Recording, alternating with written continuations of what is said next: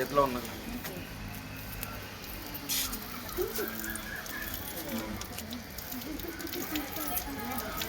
అందరు బొమ్మలు ఫోటో కూడా వేస్తున్నారు.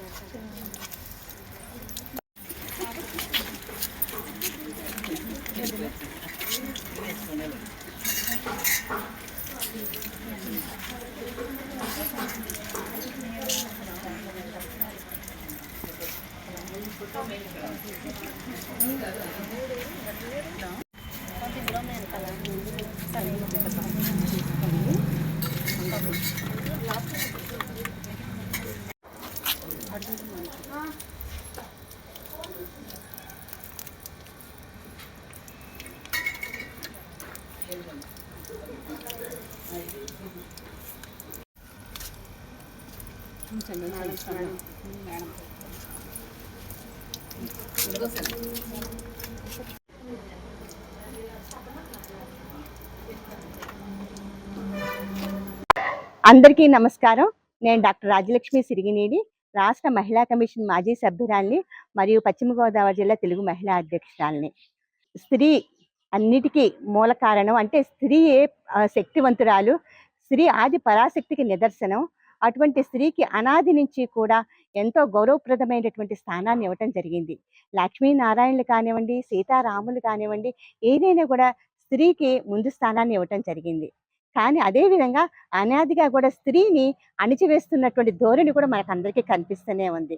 ఆ రోజున అన్న ఎన్టీఆర్ గారు ముఖ్యమంత్రి అయిన తర్వాత స్థానిక సంస్థల్లో రిజర్వేషన్ మహిళలు కల్పించారు. అదేవిధంగా స్త్రీలకు సమాన హక్కులు, ఆస్తిలో సమాన హక్కుని కల్పించారు. ఆ విధంగా స్త్రీలు ముందుకు రావడానికి ఆయన ఒక ప్రధాన కారణమయ్యారు. ఆ తర్వాత చంద్రబాబు నాయుడు గారు ముఖ్యమంత్రి అయిన తర్వాత డ్వాక్రా సంఘాలను స్థాపించి మహిళలందరూ ముందుకు రావాలి, ఆర్థిక స్వావలంబన కోసం వాళ్ళు ముందుకు రావాలని చెప్పి ఒక సంకల్పంతో వారు డ్వాక్రా సంఘాలను నిలిపి డ్వాక్రా సంఘాల మహిళల్ని భాగస్వామ్యం చేశారు. ఈ రోజున మరి మనందరం చూసాము, చట్టసభల్లో మహిళలందరూ ప్రాతినిధ్యం వహించాలని చెప్పి ఒక సంకల్పంతో, ఒక తపనతో మరి మొన్న నరేంద్ర మోడీ గారు, మన ప్రధానమంత్రి గారు పార్లమెంట్లో మహిళా బిల్లు ప్రవేశపెట్టడం జరిగింది.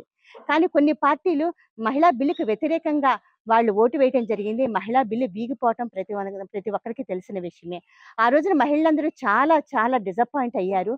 కానీ ఈ రోజున మరి నారా చంద్రబాబు నాయుడు గారు ఏ విధంగా మహిళా పక్షపాతో, అదే విధంగా మరి మన ఐటీ శాఖ మార్చులు, మన విద్యాశాఖ మార్చులు మరి నారా లోకేష్ గారు తను కూడా మహిళా పక్షపాతిని నిరూపించుకున్నారు. ఆయన ఈ రోజున అంటే దేశంలో పార్లమెంటులో ఆ మహిళా బిల్లు వీగిపోయినా కూడా మన ఆంధ్రప్రదేశ్లో మహిళలు ముందంజలో ఉండాలని ఒక సంకల్పంతో ఆయన ఆంధ్రప్రదేశ్ మహిళలకు 33% రిజర్వేషన్ కల్పిస్తాము అని చెప్పి ఒక భరోసాని ఇవ్వటం జరిగింది.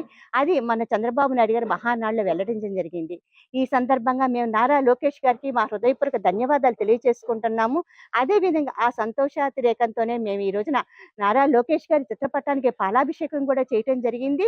మరి వారు ఈ విధంగానే లోకేష్ గారు మాకు వెన్నుదన్నుగా నిలవాలని, మహిళలు ఎప్పుడు ఆకాశం హద్దుగా ముందుగా పయనిస్తున్నారు, ఆ ఆకాశాన్ని హద్దుగా ముందుకు పయనించినప్పుడు మా వెనకాల ఎవరికొకరు సపోర్ట్ ఉండాలి, ఆ విధంగా నారా లోకేష్ గారు వారి సపోర్ట్ని మాకు అందజేస్తారని చెప్పి మనస్ఫూర్తిగా కోరుకుంటూ సెలవు తీసుకున్నాను. Thank you.